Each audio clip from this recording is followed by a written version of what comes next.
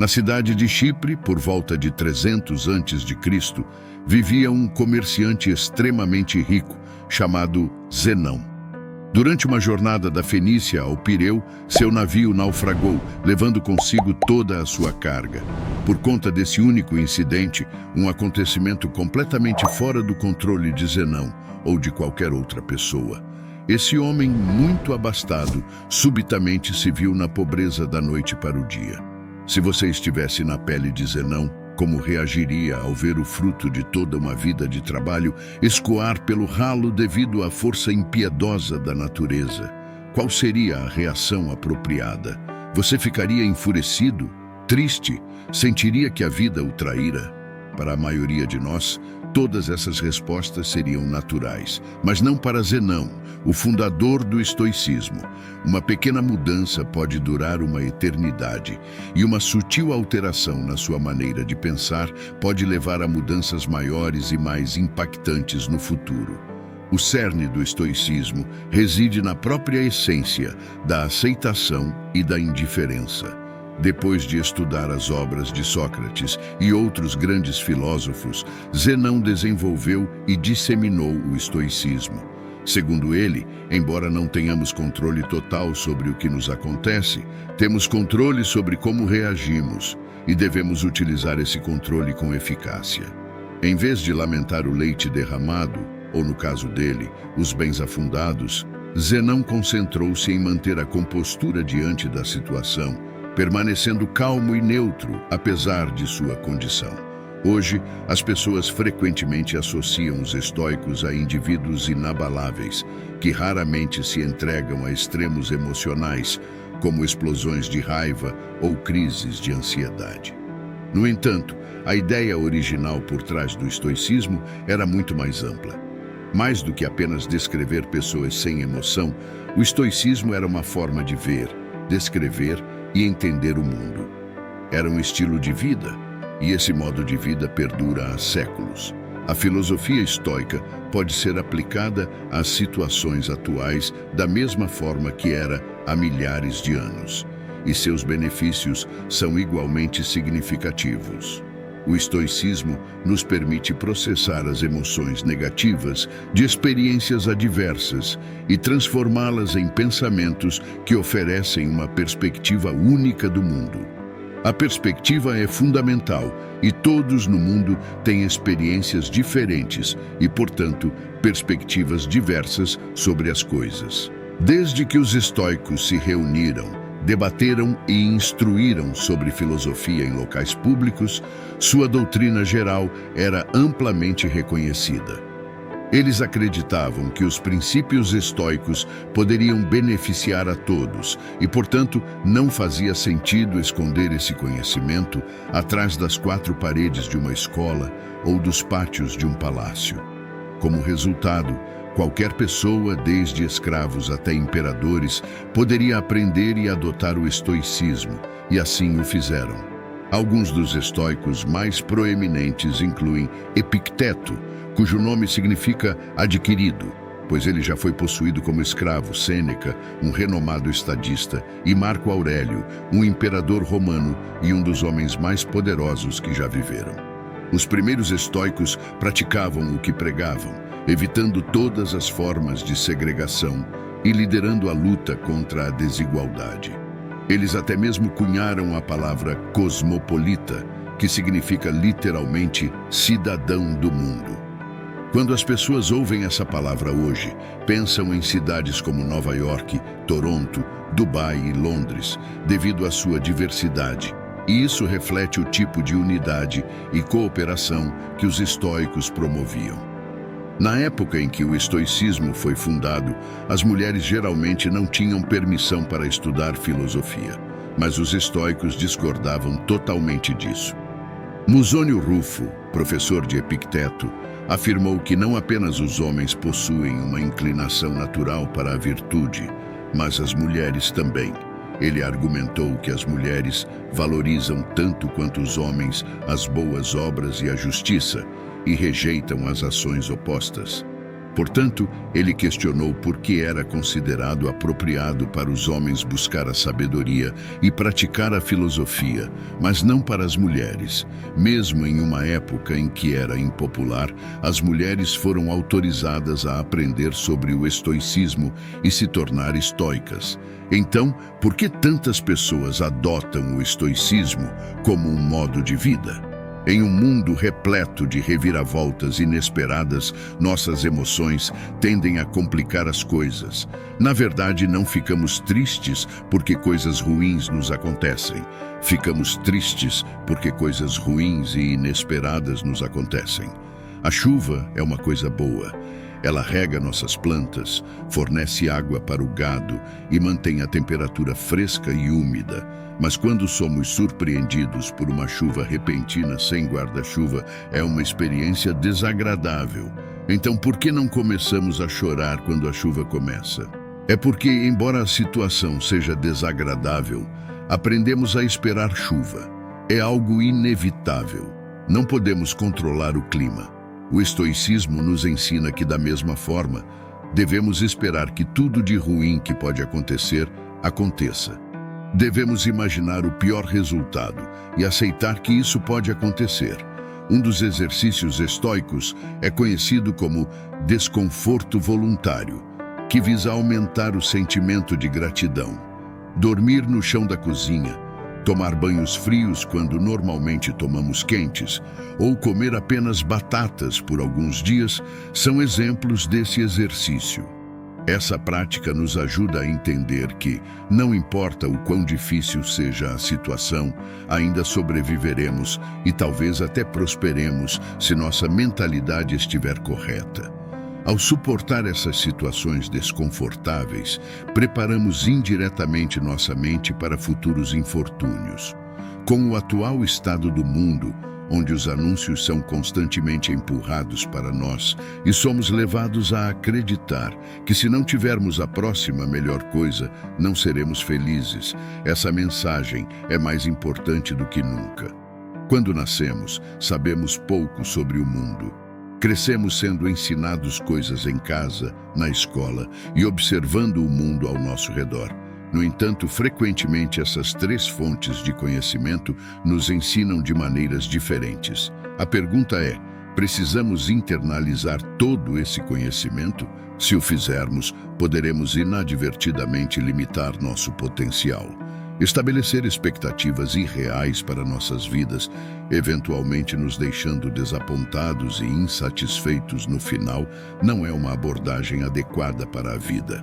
Em vez disso, devemos nos concentrar em melhorar a nós mesmos, para nós mesmos. Devemos realizar as coisas por nós mesmos e somente por nós mesmos. Associar quaisquer esperanças externas ou vínculos secundários às nossas ações quase sempre leva à decepção. Com frequência, tentamos preencher esse vazio com coisas externas.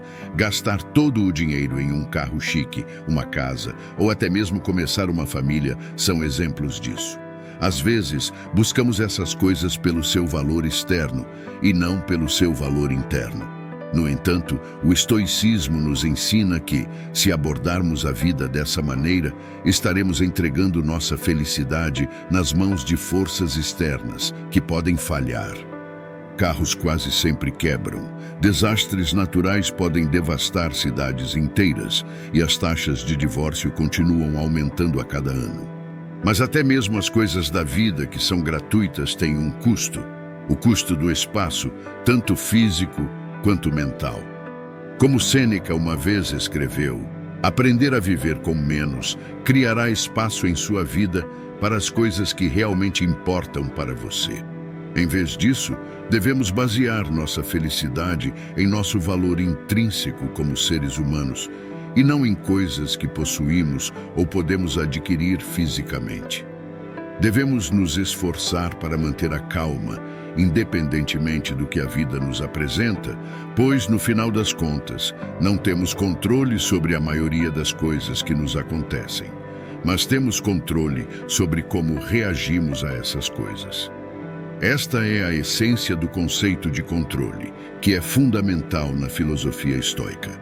Nas palavras de Epicteto, a principal tarefa na vida é simplesmente esta: identificar e distinguir as coisas para que eu possa dizer claramente a mim mesmo quais estão sob meu controle e quais não.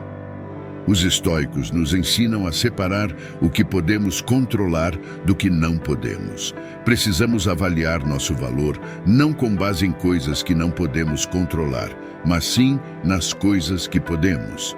É louvável lutar por objetivos, mas desmoronar quando as coisas não saem como planejado é, do ponto de vista estoico, inútil. Fazer vídeos para o YouTube pode ser muito mais fácil do que ser um imperador romano, mas ainda assim pode ser desafiador. Primeiro, você precisa conceber a ideia, o que leva tempo, depois pesquisar, descartar, começar de novo, roteirizar o vídeo, filmar, editar, criar a miniatura, título e tudo mais antes de clicar em publicar. Até o ponto em que você clica em publicar, tudo está sob seu controle. No entanto, após clicar no botão de upload, o controle passa para o algoritmo do YouTube. Muitas pessoas avaliam o sucesso de seus canais do YouTube ou contas do Instagram com base no número de visualizações, inscritos ou seguidores que têm, métricas que, na maioria das vezes, estão além do seu controle. Os estoicos ensinam que, em vez disso, devemos avaliar o sucesso do nosso trabalho com base no esforço que colocamos e não no resultado de nossas esperanças externas. Precisamos confiar no processo. Viver com menos significa se desvincular das correntes sociais que essencialmente nos aprisionam. Considere alguém que trabalhou duro em seu emprego nos últimos 6 meses. Agora ele sente que merece uma promoção, então ele vai até o chefe com seu relatório de desempenho. O chefe agradece, mas não concede a promoção. O funcionário volta para casa sentindo que seu trabalho foi em vão. Ele não considera que o chefe pode simplesmente ter acordado de mau humor. Outra pessoa pode ter sido mais qualificada naquele momento. Ou talvez a empresa simplesmente não pudesse pagar. Ele não sabe a razão, mas ainda está chateado. Se ele valorizasse a qualidade do relatório de desempenho que produziu e continuasse a trabalhar duro, ele poderia ter sido muito mais feliz no geral. Com a perspectiva certa, seu objetivo não seria diminuído, mas apenas adiado. Essa mudança de perspectiva é crucial. Um verdadeiro estoico não mede seus sucessos com base em ganhos financeiros, mas é confortado pelo fato de que pode viver uma vida confortável, sem todas as coisas que o dinheiro pode comprar. Existem 4 virtudes principais do estoicismo: sabedoria, coragem, temperança e justiça. Sabedoria significa ser capaz de distinguir entre o que é interno e o que é externo, e ter a habilidade de escolher nossa reação às circunstâncias que enfrentamos. Como Viktor Frankl disse uma vez, entre o estímulo e a resposta há um espaço. Nesse espaço está o nosso poder de escolher nossa resposta. Coragem, em poucas palavras, significa persistir e resistir. Temperança, ou moderação, é a capacidade de fazer mais com menos, dizer mais com menos palavras. Enquanto figuras como Jeff Bezos e Elon Musk dominam a lista da Forbes, os estoicos acreditam que a verdadeira riqueza está em possuir apenas o essencial e em saber quando é suficiente. Justiça é a virtude mais importante de todas. Ela instrui que ninguém deve prejudicar os outros, pois todos nascemos para ajudar uns aos outros e não a nós mesmos. Nelson Mandela foi um dos líderes africanos mais renomados globalmente. Enquanto combatia o apartheid, ele foi sentenciado à prisão perpétua e passou 27 anos atrás das grades antes de ser finalmente libertado.